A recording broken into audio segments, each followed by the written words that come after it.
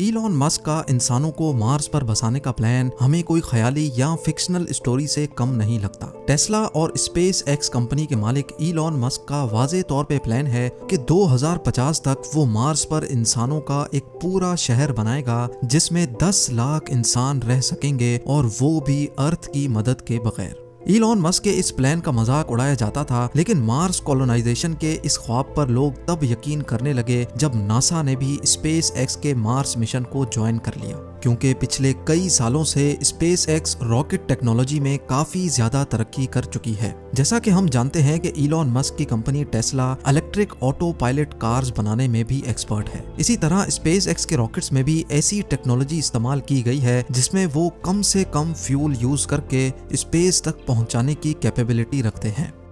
Mars, जो कि अर्थ से 6 करोड़ 20 लाख किलोमीटर दूर है, वहां तक इंसानों को पहुंचाने के लिए एक खास स्टारशिप बनाई जा रही है जो इलॉन मस्क के मुताबिक टेस्ला में इस्तेमाल होने वाली बैटरीज पर ऑपरेट होगी, यानी उसमें फ्यूल कम से कम इस्तेमाल किया जाएगा।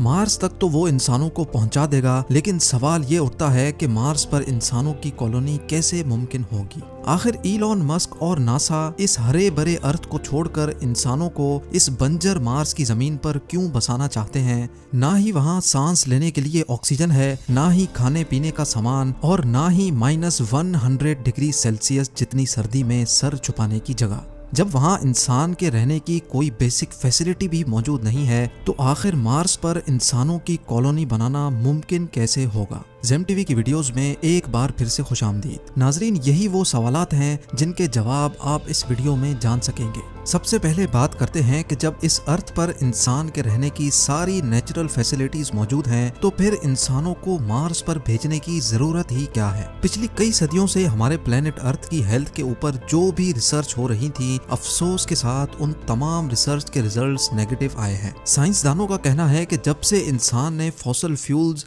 यानी पेट्रोल और गैस का इस्तेमाल शुरू किया है, तब से अर्थ का टेम्परेचर बढ़ता चला जा रहा है, और एक वक्त ऐसा आएगा जब ये टेम्परेचर इतना ज्यादा हो जाएगा कि अर्थ पर किसी भी जानदार का रहना मुमकिन नहीं होगा। एक सर्वे के मुताबिक हर 10 सालों में अर्थ का एवरेज टेम्परेचर 0.16 डिग्री सेल्सियस जितना बढ़ रहा है। यानी जिन गर्म इलाकों में अभी इंसान बसते हैं, अगर ये सब ऐसे ही चलता रहा तो आज से 150 सालों के बाद वहाँ इंसान का रहना मुमकिन नहीं होगा। टेम्परेचर बढ़ने की वजह से ग्लेशियर्स भी धड़ाधड़ पिघल रहे हैं, जिनकी वजह से फ्लड्स, साइक्लोन्स और सुनामी का चांस भी बढ़ता जा रहा है। बात सिर्फ फ्यूल के इस्तेमाल की ही नहीं है। इस पॉल्यूशन ने हमारे अर्थ की ओजोन लेयर को भी डैमेज कर दिया है। वो ओजोन लेयर जो सूरज से निकलने वाली जानलेवा रेस से हमें बचाती है, वो भी अब आहिस्ता आहिस्ता करके डैमेज होती जा रही है। यानी एक तरफ पॉल्यूशन से पैदा होने वाली गर्मी और दूसरी तरफ खौफनाक सोलर रेडिएशंस। साइंसदानों को एक बात तो कंफर्म हो चुकी है कि एक ना एक दिन हमारा अर्थ रहने के काबिल नहीं बचेगा, और यही वजह है कि हम इंसान अपने लिए एक दूसरा घर यानी एक दूसरा प्लेनेट अभी से ढूंढ रहे हैं। लेकिन सिर्फ मार्स ही क्यों? हमारे सोलर सिस्टम में तो दूसरे भी कई प्लैनेट्स मौजूद हैं, तो फिर आखिर मार्स को ही क्यों चुना जा रहा है? हमारे सोलर सिस्टम में हमारा एक पड़ोसी प्लेनेट वीनस है और दूसरा मार्स। वीनस जो मार्स के मुकाबले में अर्थ से काफी ज्यादा करीब है, लेकिन हम वहां नहीं जा सकते क्योंकि वहां वही सब कुछ है जिससे हम भाग रहे हैं, यानी गर्मी। जी हाँ, वीनस सूरज के गिर चक्कर लगाने वाला दूसरा प्लेनेट है जहाँ गर्मी इतनी शदीद होती है कि लोहे को भी पिघला कर रख दे। दूसरी तरफ हमारा पड़ोसी है मार्स, जो सूरज के गिर चक्कर लगाने वाला चौथा प्लेनेट है। यहाँ वीनस जैसी आग तो नहीं बरसती, पर यहाँ सर्दी अर्थ के आर्कटिक रीजन से भी ज्यादा होती है। सिर्फ कड़ाकेदार सर्दी ही नहीं है जो मार्स पर इंसानों के लिए मुश्किल खड़ी करे, बल्कि ना ही वहाँ ऑक्सीजन है और ना ही पानी, यानी इंसान के जिंदा रहने की बेसिक फैसिलिटीज भी वहां मौजूद नहीं है। ये सारी कंडीशंस जानने के बावजूद भी नासा और इलॉन मस्क के पास आखिर ऐसा क्या प्लान है जिससे वो मार्स पर इंसानों को जिंदा रख सकते हैं? इलॉन मस्क के प्लान के मुताबिक 2026 में पहले मार्स पर इंसानों का एक छोटा ग्रुप जाएगा। इस ग्रुप के पास कम से कम 2 साल जिंदा रहने की तमाम चीजें मौजूद होंगी। यानी खाना पीना, ऑक्सीजन और प्रेशराइज्ड सूट्स। लेकिन इस ग्रुप के वहां जाने से भी पहले मार्स पर एक प्रोटेक्टिव शेल्टर बनाना बहुत ही जरूरी है, क्योंकि मार्स पर मिट्टी के खौफनाक तूफान इंसानों को नुकसान पहुंचा सकते हैं। ये प्रोटेक्टिव शेल्टर्स मार्स पर मौजूद मिट्टी से ही बनाए जाएंगे, लेकिन जब मार्स पर इंसान नहीं होंगे तो ये शेल्टर आखिर बनाएगा कौन? हैरत अंगेज तौर पे ये शेल्टर्स मार्स पर मौजूद रोबोट्स बनाएंगे। आर्टिफिशियल इंटेलिजेंट रोबोट्स को इंसानों से पहले मार्स पर भेजा जाएगा। ये एक खास किस्म के रोबोट्स होंगे जो वैसे तो अलग अलग हिस्सों में काम कर सकेंगे, लेकिन जरूरत पड़ने पर वो आपस में जुड़ भी सकेंगे। ये रोबोट्स इंसान के काम करने से काफी ज्यादा फास्ट काम कर सकेंगे, जिनमें कैमरास, सेंसर्स, मिट्टी खोदने के लिए एक्सकवेटर्स और 3D प्रिंटर यूनिट्स भी लगे होंगे। सोलर एनर्जी से चलने वाले ये रोबोट्स पहले तो सेंसर्स की मदद से एक खास किस्म की मिट्टी ढूंढेंगे। जिस जगह पर वो खास मिट्टी ज्यादा पाएंगे वहीं वो अपना बेस यूनिट कायम कर लेंगे। इन रोबोट्स में से जिसका काम डिगिंग का होगा वो उस जगह को खोदकर मिट्टी को कलेक्ट करेगा और फिर छोटे छोटे रोबोट्स ये मिट्टी रिफाइनिंग यूनिट तक लेकर जाएंगे। रिफाइनिंग के बाद ये मिट्टी 3D प्रिंटर यूनिट तक पहुंचाई जाएगी, जो एक एक लेयर करके 3D प्रिंट करते जाएंगे। कई महीनों तक ये काम ऐसे ही चलता रहेगा, जिसको अर्थ से बैठकर भी मॉनिटर किया जा सकेगा। शेल्टर कंप्लीट होने के बाद स्टार्ट होगा रोबोट्स का दूसरा फेज। अब मार्स पर पहली बार इंसानों का एक ग्रुप लैंड करेगा। क्योंकि इंसान यहाँ पहली बार लैंड करेंगे, इसीलिए इनके पास काफी सारा सामान भी मौजूद होगा। मार्स पर मौजूद रोबोट्स इंसानों को वहाँ वेलकम करेंगे, उनका सामान उठाकर लैंडिंग साइट से बेस यूनिट तक लेके जाएंगे और बेस यूनिट के शेल्टर के अंदर छोटे छोटे यूनिट्स को रखा जाएगा, जो अपने आप इन्फ्लेट हो जाएंगे।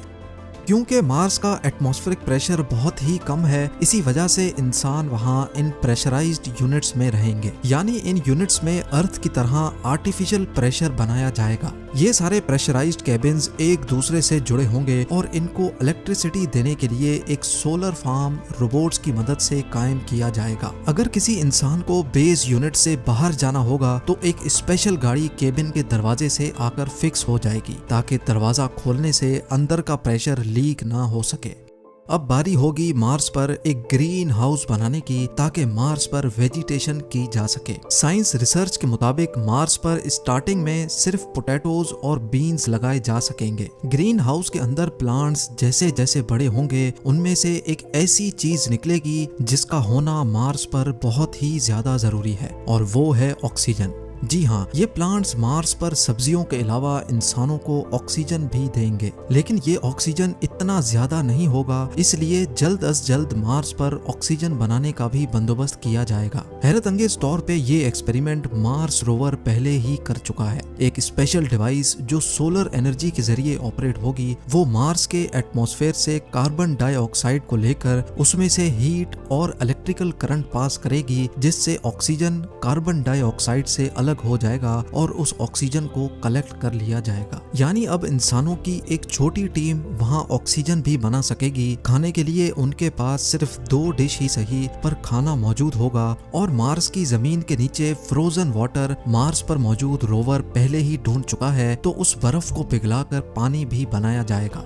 100 बातों की एक बात, मार्स पर भेजे गए इंसान अब बगैर अर्थ की मदद से जिंदा भी रह सकेंगे और वक्त पड़ने पर वापस अर्थ की तरफ रवाना भी हो सकेंगे। लेकिन क्या ये सब ऐसे ही चलता रहेगा? क्या मार्स पर जाने वाले लोग कभी भी अपने केबिन से बाहर नहीं निकलेंगे? अगर मार्स पर जाकर भी ऐसी ही जिंदगी गुजारनी है, तो फिर इतने ज्यादा ताम झाम की आखिर जरूरत ही क्या थी? साइंसदानों के पास इस मसले का कोई सॉल्यूशन तो नहीं है, लेकिन उनका ये ख्याल है कि अगर मार्स के एटमॉस्फेयर में कुछ ऐसी चेंजेस की जाएं जिससे मार्स का टेम्परेचर बढ़ जाए, तो शायद आने वाले 100 या 200 सालों के बाद मार्स वैसा ही हरा भरा हो सकता है जैसा अभी हमारा अर्थ है। यानी साइंसदानों के मुताबिक मार्स का टेम्परेचर बढ़ाने से वहाँ दोबारा जिंदगी पाई जा सकती है, और इस काम के लिए जो आइडियाज दिए जा रहे हैं वो जानकर यकीन करना मुश्किल होगा।